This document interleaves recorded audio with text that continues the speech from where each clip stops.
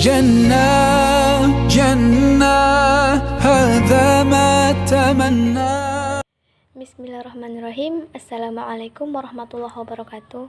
Alhamdulillahirrabbilalamin. Wassalatu wassalamu ala asrafil anbiya wal mursalin nabiyina wa habibina Muhammadin wa ala alihi wa sahbihi ajma'in.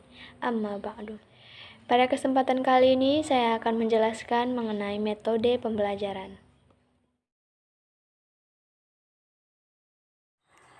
Metode pembelajaran PAI merupakan cara yang dipergunakan tenaga pendidik dalam mengadakan hubungan dengan peserta didik pada saat proses belajar dan mengajar dalam mencapai tujuan pengajaran. Sedangkan tujuan diadakannya metode pembelajaran adalah menjadikan proses dan hasil belajar mengajar ajaran Islam lebih berdaya guna dan menimbulkan kesadaran peserta didik untuk mengamalkan ketentuan melalui teknik motivasi yang menimbulkan gairah belajar peserta didik secara mantap. Kemudian, fungsi metode pendidikan adalah mengarahkan keberhasilan belajar, memberikan kemudahan kepada peserta didik untuk belajar berdasarkan minat, serta mendorong usaha kerjasama dalam kegiatan belajar mengajar antara pendidik dengan peserta didik. Macam-macam metode pendidikan. 1. Metode ceramah, yaitu suatu metode yang dilakukan dengan cara penyampaian pengertian-pengertian bahan pembelajaran kepada pelajar dengan jalan penerangan atau penuturan secara lisan.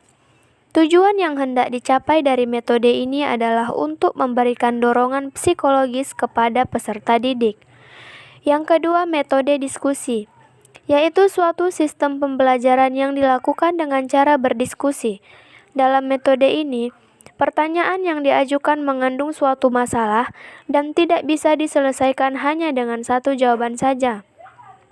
Jawaban yang terdiri dari berbagai kemungkinan memerlukan pemikiran yang saling menunjang dari peserta diskusi untuk sampai pada jawaban akhir yang disetujui sebagai jawaban yang paling benar atau terbaik.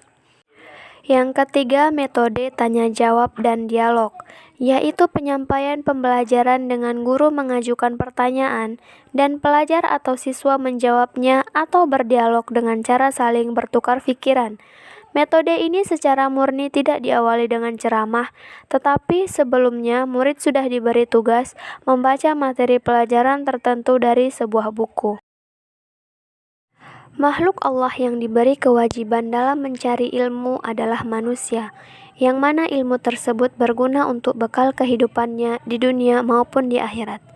Sebagaimana sabda Nabi Muhammad SAW yang berbunyi, Bismillahirrahmanirrahim, Talabul ilmi faridatun ala kulli muslim, yang artinya menuntut ilmu itu wajib atas setiap muslim.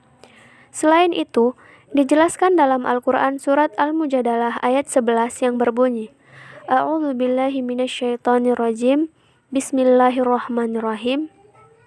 Yarfa'illahu alladhina amanu minkum walladhina utul ilma darajah wallahu bima ta'maluna khabir. Yang artinya Allah akan meninggikan orang-orang yang beriman di antaramu dan orang-orang yang diberi ilmu pengetahuan beberapa derajat. Selanjutnya, setelah manusia memiliki ilmu pengetahuan, mereka berkewajiban untuknya mengamalkan dan mengajarkan ilmu yang sudah mereka peroleh. Dalam mengamalkan atau mengajarkan ilmu tersebut, hendaknya seorang guru memiliki wawasan tentang sistem pembelajaran, salah satunya yakni metode pembelajaran. Metode merupakan hal yang sangat penting dalam proses belajar mengajar. Jadi, mari kita perhatikan kembali apakah penggunaan metode pembelajaran kita sudah tepat atau belum, dan sebetulnya masih banyak lagi metode-metode yang bisa kita gali untuk pelajar atau siswa di kelas. Demikianlah pemaparan video yang dapat saya sampaikan. Kurang dan lebihnya saya mohon maaf. Wabillahi taufiq wal hidayah. Wassalamualaikum warahmatullahi wabarakatuh.